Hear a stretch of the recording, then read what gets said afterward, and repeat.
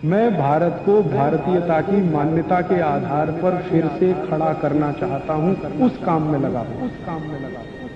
महर्षि भागवत कहते हैं कि जिंदगी में 85% बीमारियों को हर व्यक्ति स्वयं ठीक कर सकता है। तो अब तक जो मैं बात कर रहा था कल तक, वो 85% वाला हिस्सा था। इसमें से आपको कोई भी बात ऐसी नहीं लगी होगी जो किसी विशेषज्ञ की मदद से करनी पड़े। अब तक मैंने जितना भी आपको बताया है वो सब इतनी सरल और सहज बातें हैं जो आप स्वयं कर सकते हैं। आज मैं आपको 15% वाले हिस्से की बात करूंगा। जो बचा हुआ 15% हिस्सा है जिसमें किसी विशेषज्ञ की जरूरत है, वो वाली बात आपसे शुरू करूंगा। लेकिन आज आप महसूस करेंगे व्याख्यान खत्म होने के बाद कि अरे ये 15% भी हम कर सकते हैं। भागवत जी की यही खूबी है, वो ये मानते हैं कि दुनिया का हर व्यक्ति विशेषज्ञ हो सकता है। और वो ये भी एक जगह लिखते हैं कि मैं अकेला भागवत नहीं, मेरे बाद और भी हो सकते हैं।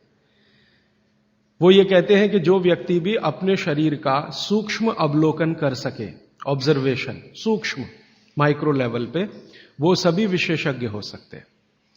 तो विशेषज्ञ चिकित्सा के स्तर पर आज मैं उनका एक अध्याय आपके सामने लेता हूं। ऐसे उन्होंने लगभग 40 से ज्यादा अध्याय लिखे हैं, उसमें से एक मैं शुरू करता हूं।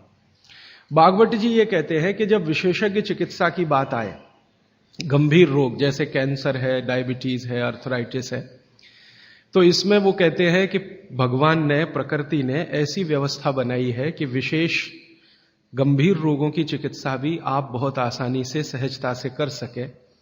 उसमें से उन्होंने एक जगह लिखा है कि इस पूरे ब्रह्मांड में, पूरी प्रकृति में ऐसी कई चीजें हैं जो एक साथ वात, पित्त और कफ तीनों को ठीक करने की शक्ति रखती है। एक साथ बहुत कम चीजें ऐसी हैं प्रकृति में जो वात, पित्त, कफ तीनों को एक साथ ठीक रखें। कुछ चीजें ऐसी हैं जो वात को अच्छा रखेंगी, कुछ चीजें ऐसी हैं जो पित्त को अच्छा रखेंगी, कुछ चीजें ऐसी हैं जो कफ को अच्छा रखेंगी। वात को अच्छा रखने वाली सबसे अच्छी चीज जो आपके घर में है वो है तेल। तेल तेल वो जिसमें आप सब्जियां बनाते हैं, तेल वो जिसमें आप सब्जियां बनाते हैं। तो सबसे अच्छी चीज वो बोलते हैं कि तेल है, जो वात को हमेशा समभाव में रखता है, समानता में रखता है, वात को बढ़ने नहीं देता। लेकिन उन्होंने एक शब्द पर जोर दिया है कि तेल का माने शुद्ध तेल। अब ये शुद्ध तेल उन्होंने लिखा 3500 साल पहले। आज के विश्लेषण में अगर हम ध्यान दें तो शुद्ध तेल का माने तेल की घानी से निकाला हुआ सीधा सीधा तेल, बिना कुछ मिलाए हुए सीधा सीधा तेल, कोई भी मशीन से निकाला हुआ सीधा सीधा तेल, उसमें कुछ नहीं मिलाया, मतलब नॉन रिफाइंड तेल। नॉन रिफाइंड तेल। अगर आप तेल खा रहे हैं तो भागवत जी का निवेदन है कि आप तेल शुद्ध खाइए, माने रिफाइंड तेल मत खाइए, डबल रिफाइंड तेल मत खाइए। अब आप कहेंगे जी क्यों नहीं खाएं, डॉक्टर तो यही बोलते हैं कि रिफाइंड खाओ, डबल रिफाइंड खाओ तो आपको हृदय घात नहीं आएगा, वगैरह वगैरह। ये जो रिफाइंड तेल है, मैंने इनको देखा है कैसे रिफाइंड किया जाता है। आप भी देख लें, कभी मौका मिले तो बहुत अच्छा होगा। किसी भी तेल को रिफाइंड करने में 6 से 7 केमिकल इस्तेमाल होते हैं और डबल रिफाइंड करने में 12 से 13 केमिकल इस्तेमाल होते हैं। वो सब केमिकल मनुष्य के द्वारा बनाए गए हैं प्रयोगशाला में। भगवान का बनाया हुआ एक भी केमिकल तेल को रिफाइंड नहीं कर सकता। भगवान का बनाया हुआ माने प्रकृति का दिया हुआ, जिसको आप अंग्रेजी में कहते हैं ऑर्गेनिक। ऑर्गेनिक एक भी केमिकल नहीं है जो तेल को साफ कर सके, एक भी केमिकल दुनिया में नहीं है।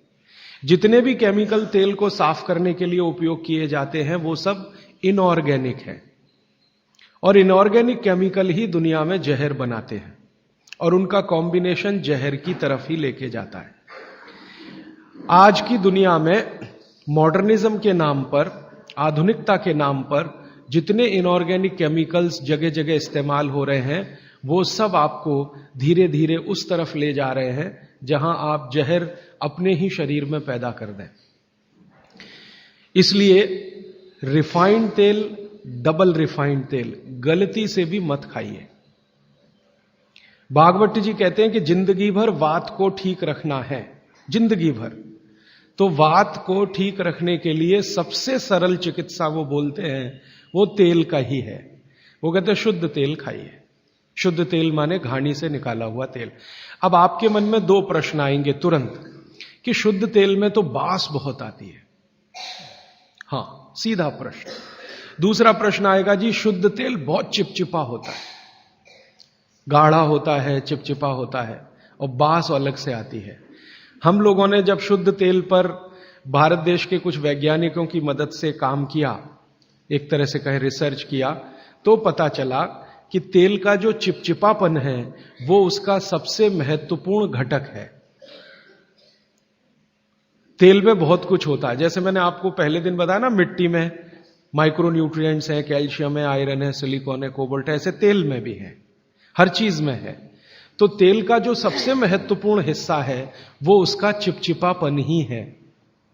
और जैसे ही तेल में से ये चिपचिपापन निकाला तो पता चला वो तेल ही नहीं बचा। तेल जिस चीज के लिए खाया जाता है वो बचा ही नहीं, वो हिस्सा ही गायब हो गया। फिर हमने देखा कि तेल में जो बास आ रही है, बास, वो उसका प्रोटीन कंटेंट है। तेल में प्रोटीन बहुत है। जैसे आपने सुना है दालों में प्रोटीन होता है, दालों में प्रोटीन सबसे ज्यादा है, भगवान का, ईश्वर का दिया हुआ। दालों के बाद दूसरे नंबर पर जो प्रोटीन सबसे ज्यादा है वो तेलों में है।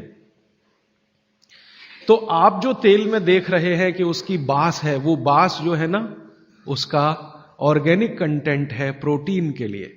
4-5 तरह के प्रोटीन है सभी तेलों में। आप जैसे ही तेल की बास निकालेंगे उसका प्रोटीन वाला घटक गायब हो जाता है। अब बास निकाल दिया तो प्रोटीन निकल गया, और चिपचिपापन निकाल दिया तो उसका जो फैटी एसिड है वो गायब। अब ये दोनों ही चीजें गायब हो गई तो तेल नहीं रहा, वो पानी है एक तरह से।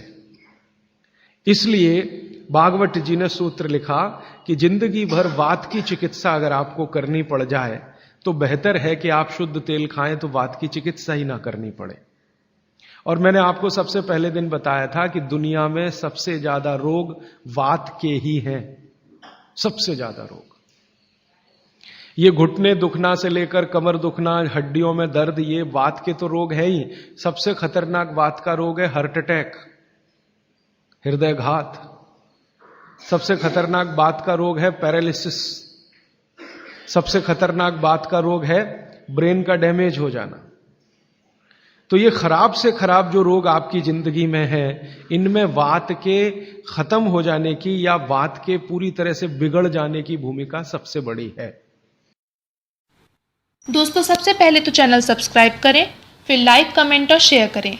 और हाँ, हमारा एंड्रॉयड ऐप डाउनलोड करना ना भूलें।